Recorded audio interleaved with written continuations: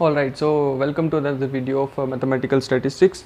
सो last time हमने limit topic किया था, तो वो मैंने कंप्लीट कर दिया लास्ट वीडियो में। और नेक्स्ट हम देखने वाले हैं सीक्वेंस एंड सीरीज़। तो इसमें हम क्या करने वाले हैं, फर्स्ट आई थिंक सबसे बेस्ट यही रहेगा कि direct jumping direct into the topic. उससे पहले एक बार देख लेते हैं कि हम पढ़ने के वाले हैं। तो सीक्वेंस एंड सीरीज़ जो होता है, हमने थोड़ी सी उसकी ग्लिम्स कह सकते हैं ली होती है अपने 12th स्टैंडर्ड में कि एपी सीरीज़ क्या होती हैं, जीपी सीरीज़ क्या होती है, फिर हमें उनका समेशन फाइंड आउट करना आता है। ये सब हमने सीखा हुआ है। तो हम क्या करते हैं, पहले ना इसको ज्योमेट्रिकली देख लेते हैं एक बार। आई थिंक अगर हमने वो सीख लेना तो हमें एटलीस्ट समझ आ जाएगा कि सब्जेक्ट हम करने के वाले हैं। तो थोड़ा इसको ज्योमेट्रिकली देखते हैं, समझने की कोशिश करते हैं, फिर हम इसकी थोड़ी सी थ्योरी बिल्ड करेंगे और क्वेश्चंस करेंगे और हमारा टॉपिक ये कवर हो जाएगा सारा। सो फर्स्ट स्टार्ट करते हैं। तो ये सीक्वेंस एंड सीरीज़ जो टॉपिक है वो बिल्ड कैसे हुआ, हमारा ये टॉपिक हमें क्यों पढ़ना है, तो वो देखते हैं। फॉर एग्जांपल मेरे पास ना एक स्क्वायर है। तो यहाँ पे मैं फर्स्ट बताने वाला हूँ कि ये जो सीक्वेंसेस हैं ये कहाँ से, मतलब कहाँ पे इनका यूज़ होता है और ये हाउ दे अराइज, ये बताना चाहता हूँ मैं। तो इसमें क्या किया मैंने, एक 1 बाय 1 का ना एक स्क्वायर ले लिया। हमें पता है इसका एरिया क्या होता है, इसका एरिया है 1, क्योंकि 1 इंटू 1 साइड इंटू साइड होता है ना। तो अब मैं बताता हूँ कि सीक्वेंस एंड सीरीज़ कैसे होती हैं वो। तो फॉर एग्जांपल हम क्या करते हैं, इसको ना 2 पार्ट्स में डिवाइड कर देते हैं। तो ये क्या हो जाएगा, ये हाफ और ये भी हाफ। तो हम इसे लिख देते हैं हाफ, ठीक है। अब हम इसमें क्या करेंगे, ये भी हाफ है। अगर मैं इसको एक और पार्ट में ब्रेक कर दूं तो ये क्या हो जाएगा, ये पार्ट कौन सा है, 1/4, और ये भी क्या होगा 1/4। तो मैं इसमें ऐड कर देता हूँ 1/4, ठीक है। अब ये जो पार्ट है इसको मैं फर्दर डिवाइड कर देता हूँ। लेट मी सी। तो ये 1/8 हो जाएगा, ये भी 1/8 हो जाएगा। तो इसमें मैं ऐड कर देता हूँ 1/8। अब मैं इसको एक और बार डिवाइड कर देता हूँ तो ये हो जाएगा 1/16। एक और बार डिवाइड कर देता हूँ तो ये हो जाएगा 1/32। एक और बार डिवाइड कर देता हूँ तो ये हो जाएगा 1/64। 1/64। एक और बार कर देते हैं तो ये हो जाएगा 1/128। अप टू सोन। अगर मैं इसको ऐसे ही स्मॉल पार्ट्स में से डिवाइड करता रहूँ, ये क्या बन जाएगी, एक इनफाइनाइट सीरीज़ बन जाएगी। अगर मैं इस इनफाइनाइट सीरीज़ को अगर मैं ऐड कर दूँ, सब टर्म्स को, जितने भी यहाँ पर टर्म्स आएंगी, बता सकते हो आंसर क्या आने वाला है। अगर मैं इन सब टर्म्स को, अगर इसको मैं थोड़ा सा सही करके लिखता हूँ, इसको ऐसे लिखते हैं 1/2 + 1/2 स्क्वायर। 4 को लिख सकते हैं 2 स्क्वायर, 1/2 क्यूब, इसको लिख सकते हैं 1/2⁴, फिर 2⁵, 2⁶, ऐसे ही 7, 8, 9, 10, ऐसे ही जितनी भी पावर्स होंगी उन सबको जब मैं कलेक्ट कर लूँगा, तो जब मैं सबको ऐड कर दूंगा ना, तो रिजल्ट हमें पता क्या मिलने वाला है।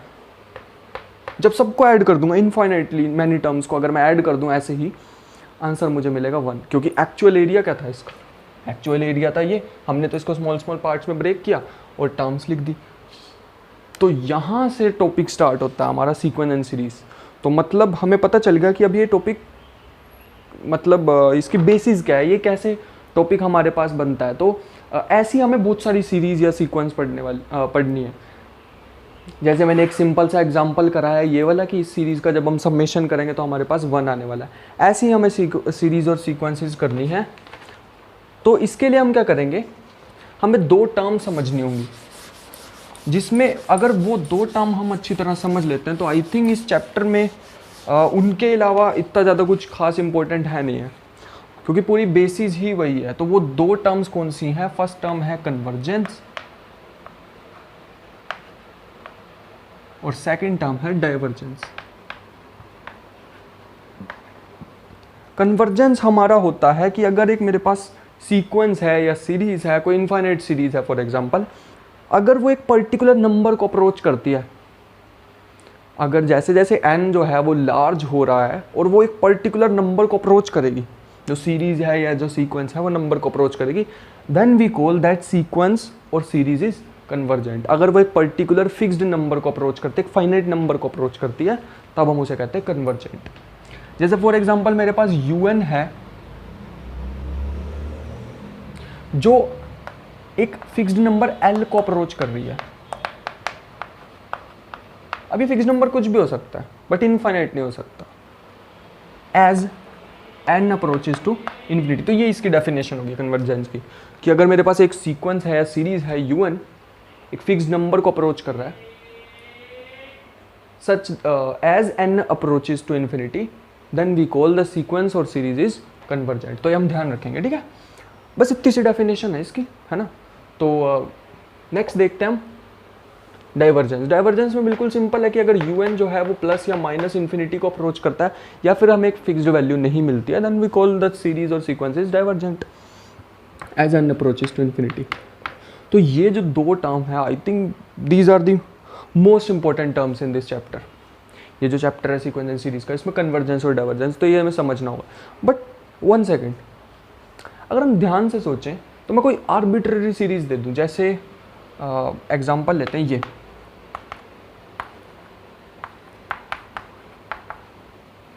लेट मी सी, ठीक है, ये एग्जांपल ले लिया, तो मुझे कैसे पता लगेगा कि ये कन्वर्जेंट है डाइवर्जेंट है ना। सोचने वाली बात है। चलो अगर मान लो ये वाली सीरीज होती है, एग्जांपल अगर ये वाली है, मैं तो डायरेक्टली बता सकता हूँ ये तो डाइवर्जेंट होने वाली है। टर्म्स को ऐड करता रहूँगा, एक टाइम आएगा जब वो इन्फिनिटी बन जाएगा, तो ये तुमने डायरेक्टली बता दिया। अब मेरे पास मान लो ये है,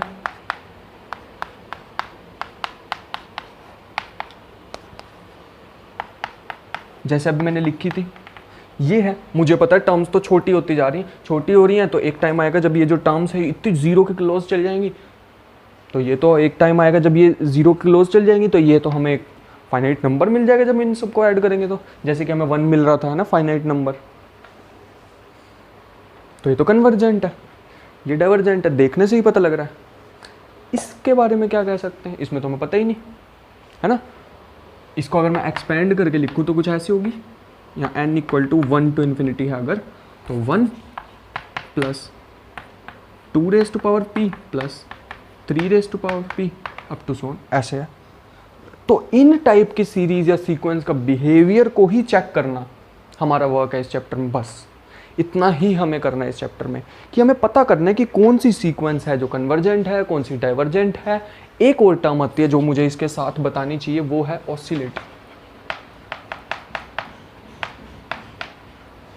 ऑसिलेटरी भी होते हैं हमारे पास, मतलब किसी फाइनाइट वैल्यू या इनफाइनाइट वैल्यूज के बीच में ऑसिलेट करें। जैसे फॉर एग्जांपल ये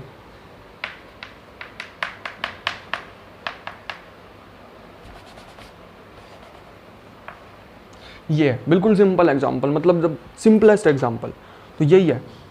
तो इसमें अगर मैं n की डिफरेंट वैल्यूज पुट करता रहूं तो मेरे को क्या मिलेगी, 1 -1 1 -1 1 -1 1 -1। तो ये तो ऑसिलेट कर रही है टू वैल्यूज के बीच में। तो oscillating sequence or series can either be convergent और डाइवर्जेंट। हम देखने से नहीं बता सकते, जैसे ये तो देखने में पता लग रहा है ना कन्वर्जेंट होगी, या 1 या -1, तो डायरेक्टली कन्वर्जेंट तो नहीं हो सकेंगे, हम ऑसिलेटरी सीक्वेंस कहेंगे। ऐसे ही जो सीक्वेंस होती हैं जो ऑसिलेट करती हैं, they can either be convergent और डाइवर्जेंट। तो हम इसे ध्यान रखेंगे, काफ़ी इंपॉर्टेंट थिंग है। और हमें अब क्या करना होगा, अब हमें देखना होगा कि ये सब्जेक्ट में अब हमें मेन थिंग्स नेक्स्ट क्या पढ़नी चाहिए। तो एक बार दोबारा याद करते हैं कि हमने अपनी 12th स्टैंडर्ड में क्या करता, हमने करी थी एपी सीरीज। एपी सीरीज क्या होती थी, जिनके टर्म्स में डिफरेंस सेम होता था।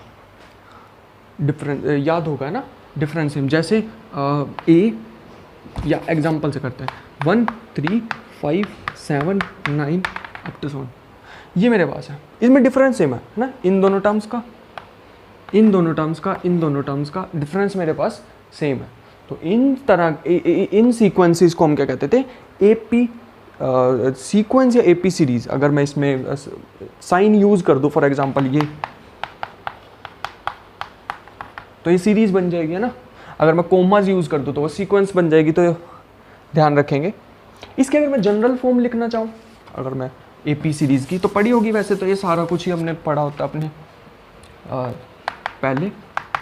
इसकी जनरल फॉर्म मेरे पास ही होती है, और लास्ट टर्म अगर मैं लिखना चाहूँ तो ये होती है,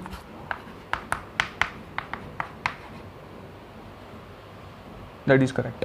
तो ये मेरे पास होती है, और इसके समेशन का भी एक फॉर्मूला होता है हमारे पास, n/2 2a plus n-1 into D. तो ये हम ध्यान रखेंगे, इसे कहते हैं AP सीरीज।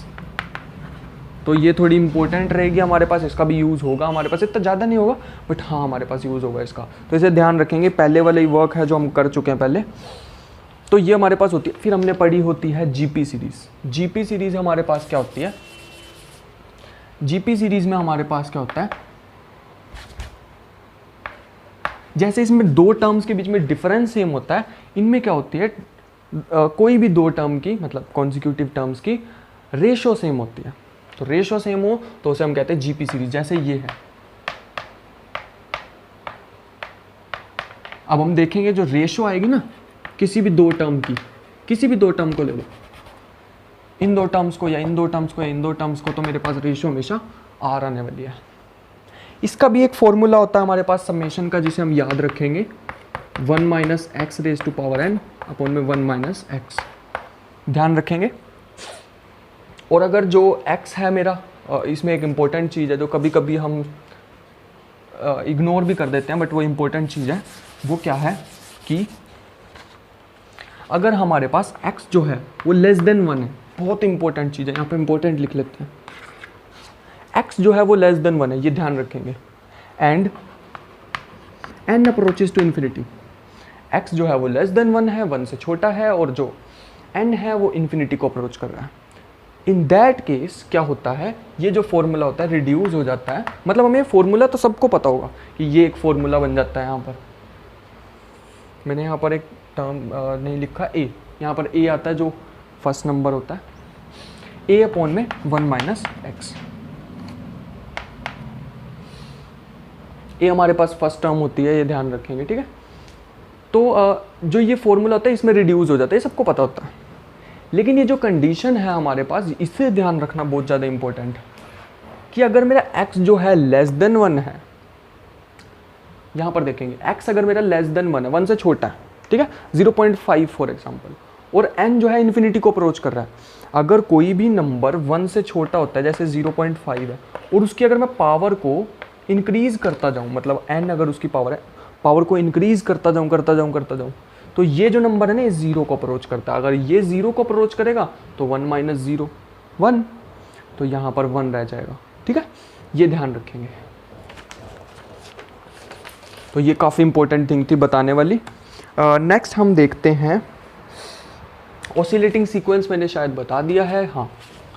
उसके बाद हमारे पास जो मोस्ट इंपॉर्टेंट टर्म आती है, पहले आज मैं सारी टर्म्स को डिस्क्राइब कर देता हूँ जितनी भी हैं इस पर्टिकुलर टॉपिक में, सीक्वेंस एंड सीरीज में। नेक्स्ट हमारे पास आता है मोनोटोन्स।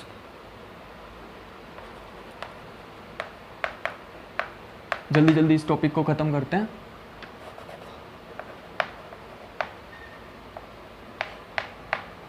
और फिर अपना क्वेश्चन स्टार्ट करते हैं।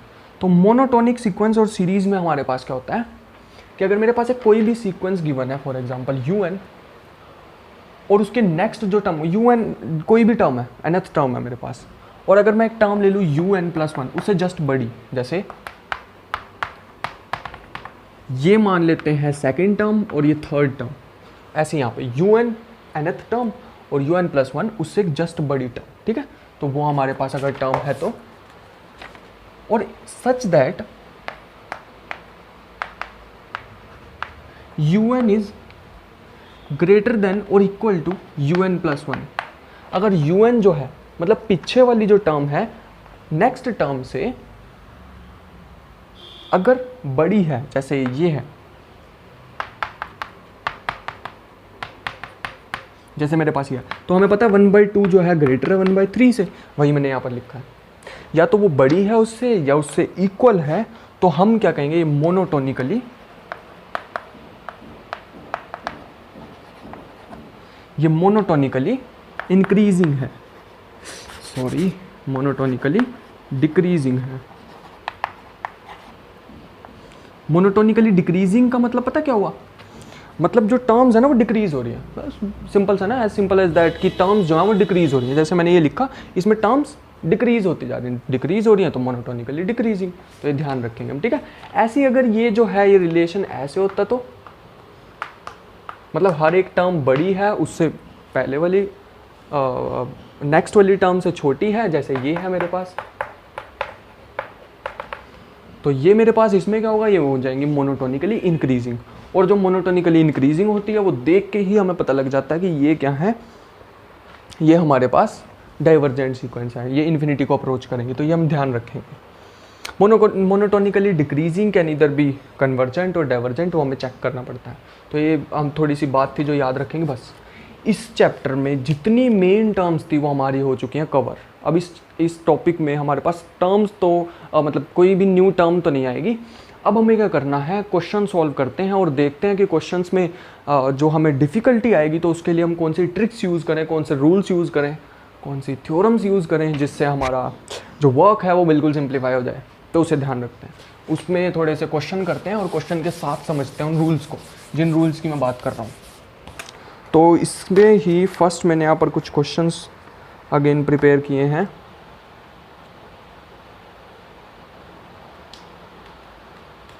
जिसमें फर्स्ट टेस्ट है हमारा,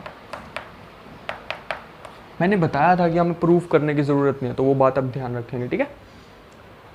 जिसमें फर्स्ट टेस्ट है हमारे पास कि limit n approaches to infinity un upon un plus 1 un minus 1, let me say minus 1 equal to lambda. अगर हम क्या करें, मेरे पास एक सीक्वेंस गिवन है या सीरीज गिवन है, उसकी nth टर्म और उसकी n माइनस 1th टर्म अगर मैं उनको डिवाइड कर दूं और मुझे as n approaches to infinity एक फिक्स्ड नंबर मिल रहा है, तो उसमें क्या केसेस हो सकते हैं, या तो वो फिक्स्ड नंबर ग्रेटर देन 1 होगा या वो लेस देन 1 होगा। ये बहुत इंपॉर्टेंट टेस्ट है, ध्यान रखेंगे इसे अच्छी तरह, ठीक से अगर नोट कर रहे हैं तो बहुत अच्छी तरह नोट कर लेंगे इसे, ठीक है। तो अगर ये ग्रेटर देन 1 होता है मेरे पास तो सीक्वेंस होती है डाइवर्जेंट,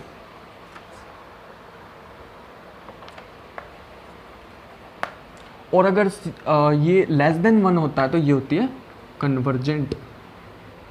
ध्यान से देखें, मैंने इक्वल टू 1 नहीं लिखा, उसको अभी के लिए छोड़ते हैं, इन दो केसेस पे ध्यान देते हैं, ठीक है। लेस देन 1, ग्रेटर देन 1, इन पे ध्यान देते हैं, उसका भी कर लेंगे जो इक्वल टू 1 वाला मैं बता रहा हूँ। बहुत इंपॉर्टेंट टेस्ट। सबसे फर्स्ट हमने रूल किया है तो इसका कुछ तो मतलब बेनिफिट होगा, जो मैंने इसको फर्स्ट नंबर पे रखा, बहुत ज़्यादा इंपॉर्टेंट है। मोस्टली सभी क्वेश्चन इससे सॉल्व हो सकते हैं, हमारे जितने भी सीक्वेंस उनके बिहेवियर हम देख सकते हैं। जैसे मैंने यहाँ पर एक एग्जांपल लिया है, समेशन या फिर un is equal to n plus 1 x raise to power n upon n square. ये मेरे पास एक एग्जांपल है। तो मुझे क्या चेक करना है, क्या ये इंक्रीजिंग है, कन्वर्जेंस है, डाइवर्जेंस है, तो वो मुझे बिहेवियर इसका चेक करना है। अब मैं क्या करूँगा, इसमें 1 2 3 4 ऐसे नंबर्स पुट करूँगा और फिर देखूँगा मेरे पास एक सीरीज़ या सीक्वेंस बन जाएगी। तो वो सीक्वेंस का बिहेवियर देखते तो मैं बता नहीं पाऊँगा। उसके लिए हमें क्या करना होगा, इस रूल का यूज़ करते हैं। ये रूल हमें क्या कहता है कि सिंपली क्या करो, nth टर्म लो और n माइनस 1th टर्म लो। तो हमें nth टर्म तो पता है, n माइनस 1th टर्म निकाल लेते हैं। वो मेरे पास क्या हो जाएगी, n की प्लेस पर पुट कर दो n माइनस 1, यहाँ पर करेंगे तो ये बन जाएगा n, यहाँ पे पुट करेंगे तो ये बन जाएगा n माइनस 1, और यहाँ पे भी बन जाएगा n माइनस 1 का स्क्वायर। अब हमें क्या करनी है, इनकी रेशियो लेनी है, ठीक है। तो यहाँ पर लिखते हैं un अपॉन un माइनस 1। जब मैं इनकी रेशियो लूँगा तो ये आ जाएगा, ये टर्म पहले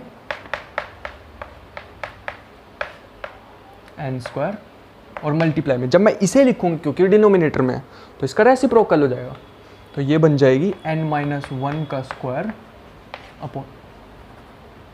अपॉन में n x n माइनस 1, ठीक है। अब हम ध्यान से देखते हैं, इसे थोड़ा सॉल्व करते हैं, लिमिट उसके बाद ले लेंगे, ठीक है। काफ़ी इजी क्वेश्चन है। अगर मैं यहाँ से क्या करूँ, इसमें और इसमें अगर मैं x raise to power n को कैंसिल कर दूँ तो मेरे पास जो एक x की पावर n -1 बचेगी वो न्यूमरेटर में आ जाएगी। तो पहला तो मुझे पता लग गया x है, सिंपली आप इसको कैंसिल करेंगे तो x बच जाएगा। ठीक है,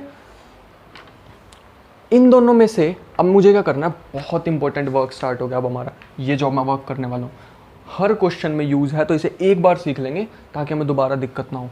तो क्या है वो वर्क, मैं इसमें से और इसमें से n को कॉमन लेने वाला हूँ। कैसे, इसमें से जब मैं कॉमन लूँगा तो ये बन जाएगा ये, यहाँ से जब मैं n को कॉमन लूँगा, ठीक है, यहाँ से, तो यहाँ ऊपर स्क्वायर है तो बाहर भी क्या आएगा, n स्क्वायर।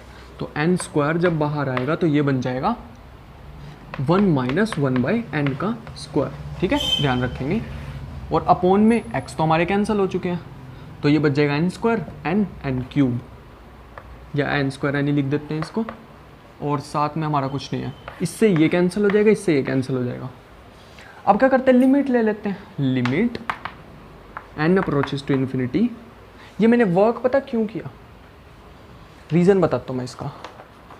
मैंने यहाँ से n क्यों कॉमन लिया, क्योंकि हमारे पास जो लिमिट है ना वो लिमिट है इन्फिनिटी, और इन्फिनिटी अगर मैं डायरेक्ट ऐसे में पुट कर देता तो वो तो इन्फिनिट बन जाता। इसीलिए जैसे ही मैंने n को कॉमन लिया, अब ये जो n है ये डिनोमिनेटर में चला गया, और डिनोमिनेटर में इन्फिनिटी पुट करो तो ये टर्म तो 0 बन जाएगी, ये जो फैक्टर है 1/n 0 बन जाएगा। हर क्वेश्चन में सेम चलेगा, इसीलिए मैंने कहा ना एक क्वेश्चन में सीख लेते हैं। हमेशा हमें वर्क क्या करना है, n को हमेशा डिनोमिनेटर में ले आना है, न्यूमरेटर वाले सारे कैंसिल हो जाने चाहिए।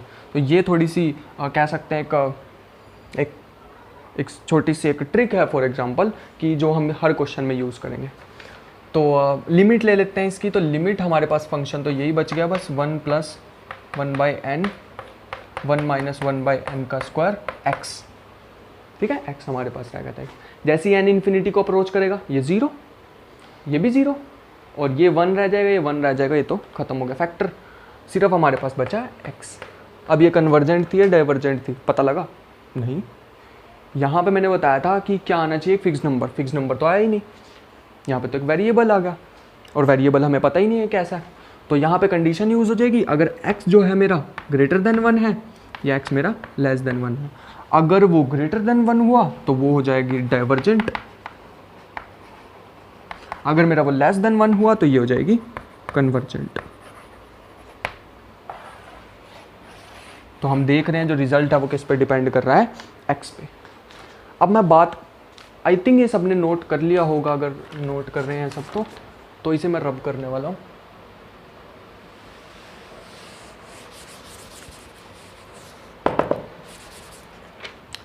तो अब मैं बताता हूँ कि मैंने यहाँ पर x = 1 क्यों नहीं लिखा, क्योंकि x = 1 पे ना ये टेस्ट फेल हो जाता है।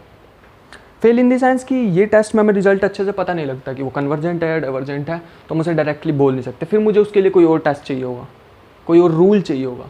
तो उसके लिए हमने x = 1 का भी कोई भी कुछ भी नहीं किया है। तो जितने भी अभी x = 1 वाले होंगे उसको भी हम रखेंगे क्वेश्चंस को, उसके लिए हमें न्यू रूल को फाइंड आउट करना होगा जिससे हम उसे सॉल्व कर सकते हैं। तो नेक्स्ट मेरे पास आता है एक बहुत बहुत बहुत ही ज़्यादा इंपॉर्टेंट टेस्ट, मतलब इस पे तो लिख सकते हैं मोस्ट इंपॉर्टेंट। मैं बताऊंगा क्यों।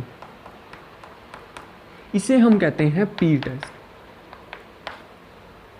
पी टेस्ट हमारे पास क्या होता है, बहुत ही ज़्यादा सरप्राइजिंग रिजल्ट आने वाला है, एक मैं बता रहा हूँ, बहुत ज़्यादा सरप्राइजिंग, जो मुझे तो बहुत ज़्यादा मतलब ऐसे डिफरेंट सा लगा था, बिल्कुल अनएक्सपेक्टेड सा। वो क्या है मैं बताता हूँ।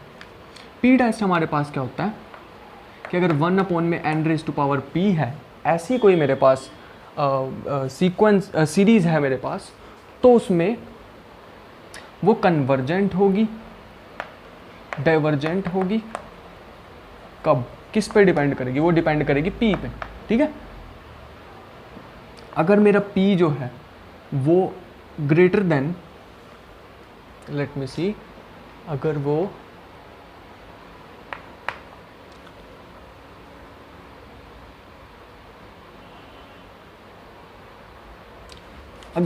लेस देन और इक्वल टू, यहाँ लिखते हैं लेस देन और इक्वल टू 1 हुआ, लेस देन और इक्वल टू 1 हुआ तो वो डाइवर्जेंट है, और ग्रेटर देन इक्वल टू हुआ तो वो कन्वर्जेंट है। बहुत इंपॉर्टेंट टेस्ट है।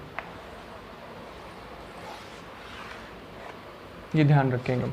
अगर वो ग्रेटर देन 1 है, p की जो वैल्यू है वो 1 से ज़्यादा है, तो वो कन्वर्जेंट है। अगर वो 1 से छोटी है तो वो डाइवर्जेंट है। अभी मैंने बताया कि केस फेल भी हो जाता है, वो क्यों फेल होता है ना, यहाँ पता लगेगा। और जो सरप्राइजिंग रिजल्ट है वो भी मैं बताने वाला हूँ क्या है।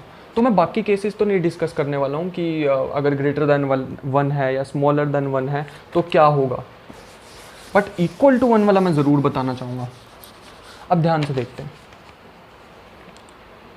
तो हम, वैसे मैंने मना किया था, बट हम एक प्रूफ देख लेते हैं इक्वल टू 1 वाला, ठीक है, क्योंकि थोड़ा सा इंटरेस्टिंग है तो मैं इसलिए कराने वाला हूँ। ज़्यादा इसका मतलब इतना ज़्यादा कोई डीप हमारे पास यूज़ नहीं होगा, बट हाँ थोड़ा सा इंटरेस्टिंग है तो मैं कराने वाला हूँ। इक्वल टू 1 के लिए पुट करते हैं तो ये बन जाएगा, p की जगह 1 पुट कर दो तो ये बन जाएगा 1 + 1/2 + 1/3 + 1/4 + 1/5 अप टू सोन। अच्छा खुद से सोच के देखो, वीडियो को पॉज करो, अब करना, तो वीडियो को पॉज करो और सोचो कि ये कन्वर्जेंट है या डाइवर्जेंट है। देखने से कन्वर्जेंट सीरीज है या डाइवर्जेंट है, क्योंकि टर्म्स जो हैं वो डिक्रीज हो रही हैं। फर्स्ट हमारे दिमाग में आना चाहिए ये तो कन्वर्जेंट है ना, छोटी हो ही जा रही है, टर्म्स हो ही जा रही। लेकिन मैंने सरप्राइजिंग रिजल्ट क्यों बोला, क्योंकि ये डाइवर्जेंट है। अब ये तो देखने में तो इट्स लाइक इम्पॉसिबल रिजल्ट कि ये कैसे डाइवर्जेंस हो सकती है। देखने से तो हमें यही लग रहा है ना, ये टर्म है, फिर ये 0.5 हो जाएगा, फिर ये उससे छोटा हो जाएगा, फिर उससे छोटा। एक टाइम आएगा जब टर्म्स दो 0 को अप्रोच करेंगी, तो ये तो कन्वर्जेंट होना चाहिए था। डाइवर्जेंट क्यों है, तो उसका आंसर देखते हैं। इसको मैं क्या करता हूँ, थोड़ा ना रिजल्ट को चेंज करके लिखता हूँ ऐसे। इसको लिख लेते हैं 1/2 प्लस, इससे पहले मैं क्या करने वाला हूँ, इसको थोड़ा सा डिफरेंटली प्रूव करते हैं। वो कैसे करेंगे, अगर मैं 1/2 और 1/3 लूँ, 1/2 + 1/3 + 1/4, या 1/2 को भी छोड़ते हैं और सिंपलीफाई करके लिखते हैं रिजल्ट को। अगर मैं 1/3 और 1/4 लूँ और इसको मैं ऐसे लिख दूँ 1/4 + 1/4, तो बता सकते हो इन दोनों में से बड़ा कौन सा है? बिल्कुल ऑब्वियस आंसर है, ये बड़ा है ना, ये बड़ा है, तो हम याद रखेंगे ये इससे बड़ा है, ठीक है। और 1/5, 1/6, 1/7, 1/8 और 1/8 + 1/8 + 1/8, इनमें से कौन सा बड़ा है? फिर से आंसर बिल्कुल ऑब्वियस है, ये वाला बड़ा है। अच्छा ये बड़े क्यों हैं, ये भी मैं एक बार बता देता हूँ, क्योंकि जो डिनोमिनेटर हैं वो यहाँ से लेस हैं, तो जो रेशो बन जाती है वो बड़ी हो जाती है। ध्यान से देखेंगे, ये जो टर्म है इसको भी लिखते हैं यहाँ पर, ठीक से देखते हैं इसे।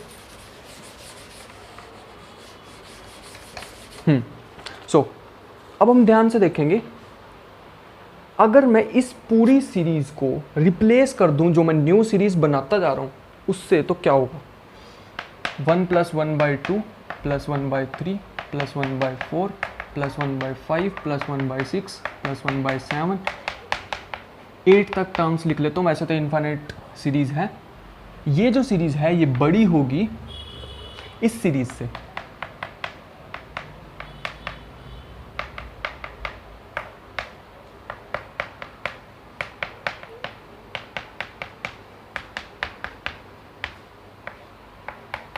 है ना, बिल्कुल ऑब्वियस आंसर है ना।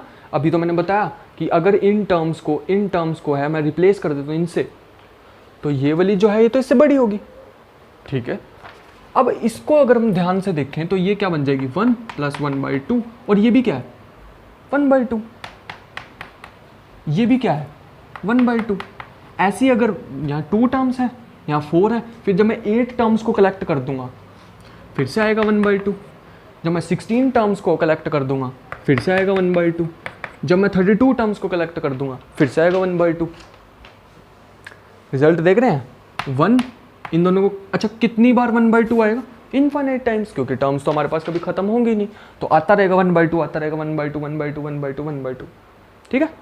अब इन टर्म्स को दोबारा देखते हैं, 1/2, 1/2, 1, फिर ये 1, फिर वो 1, ये तो 1 1 1 1 1 1 आता जा रहा है। अब 1 1 1 1 जब इन्फिनिट टाइम्स ऐड कर देंगे ये बन गई ना इन्फिनिटी। तो कितना सरप्राइजिंग रिजल्ट था कि हमें देखने में यहाँ पर लग रहा था कि ये क्या होने वाली है, कन्वर्जेंट होने वाली, लेकिन आई तो ये डाइवर्जेंट है। इसीलिए मैंने बताया था कि जो लास्ट वाला हमारे पास जो इक्वल टू 1 वाला केस है उसमें टेस्ट फेल हो जाता है। उस टेस्ट के अकॉर्डिंग तो हम कह देते हैं ना कि अगर इक्वल टू 1 है तो ये तो फिर कन्वर्जेंट हो जाएगी, बट ऐसा होता नहीं है। इसीलिए हमें दूसरे टेस्ट की ज़रूरत पड़ती है। तो ये एक छोटा सा प्रूफ था, इसे एक जगह नोट कर लेंगे, कुछ छोटा सा बॉक्स बना के नोट कर लेंगे।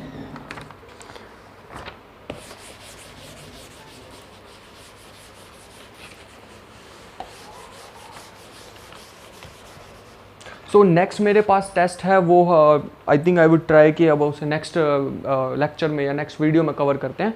सो see you in the next video.